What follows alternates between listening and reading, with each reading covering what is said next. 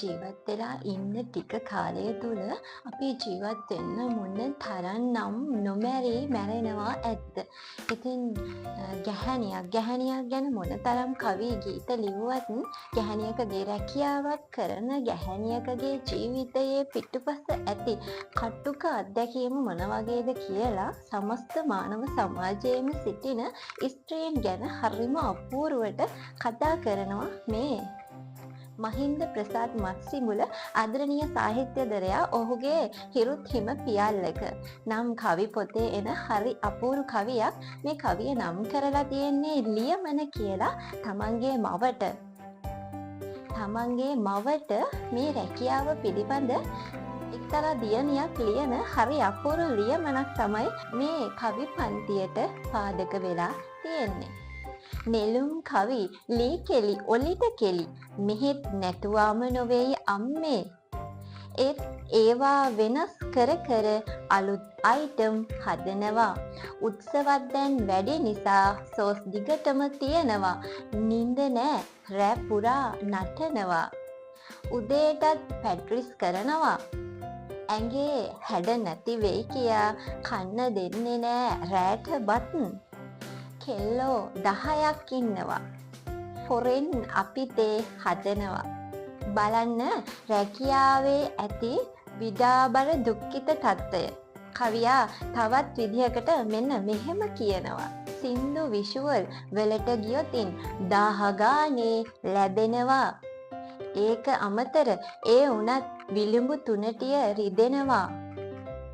අලුත් නැටුමක දුහුල් ඇඳුමට වශී වුණු පොහොසත් කෙනෙක් තෑගි දෙන්නම හදනවා.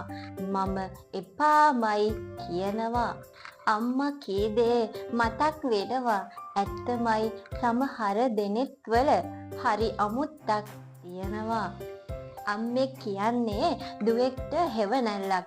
මේ අම්මා කියලා දීපු සමාජය ගැන මිනිස්සු ගැන මේ අත්දැකීම මේ දුව දැන් විඳිනවා. ඒ නිසාම කියනවා ඇත්තමයි අම්මේ මට ඔයා කියපු දේ මතක් වෙනවා. සමහර මිනිස්සුන්ගේ හරි අමුත්තක් තියෙනවා කියලා. ඇත්තමයි සමහර දෙනෙත් වල හරි අමුත්තක් තියෙනවා කියලා මේ දුව කියනවා. බලන්න අලුත් නැටුමක දුහුල් ඇඳුමට වශී වුණු පොහොසත් කෙනෙක් තෑගි දෙන්නම හදනවා. මම එපාමයි කියනවා. සමාජයේ සිටින මිනිස්සු විවිධාකාරයි. ඉතින් මේ මිනිස්සුන්ගේ හැසිරීම් හරිම සූක්ෂම විදිහට සංයමයකින් කවියා පෙන්නලා දෙනවා. අපේ ජීවිතවලටත් මේන් ගන්න ලොකු ආදර්ශයක් තියෙනවා. දවස් 9ක සෝස් දිගටම ඊයේ මට අර ලෙඩේ හැදුනා. ඒත් අම්මේ ගණන් නොගනම ගෙදර ගැන හිතා නැටුවා. අම්මගේ විටමින් ටිකයි තාත්තගේ දානෙට බඩොයි ගන්න සල්ලිත් ඔන්න අම්මේ මේත් එක්කම එවනවා. මතු පිටින් දැනෙන දකින හැඟෙන දේ පිටුපස රැකියාවේ පිටුපස මොන තරම්නම් කටුක වූ වේදනාකාරී අත්දැකීම් සමුදායක් මුසු වෙලා තියෙනවද කියලා.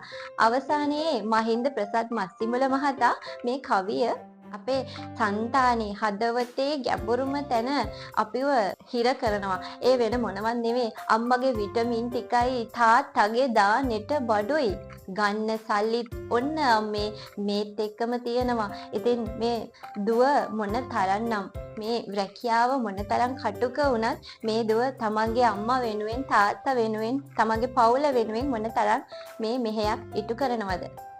ඉතින් වර්තමාන සමාජයේ රැකියා කරන සෑම කාන්තාවක්ම නියෝජනය කිරීමට ඔවුන්ගේ ජීවිතයේ පිටුපස තියෙන සැඟවිලා තියෙන කටුක අත්දැකීම් මේ හරි අපූර්වට ගලපලා තියෙනවා. නිසරු අත්පුඩි විසිල් ගෝසා අතර පසුපස තැනක කෙලවර නුලා ඇසිපිය බලාමා දෙස අම්මා ඉන්නවා පේනවා.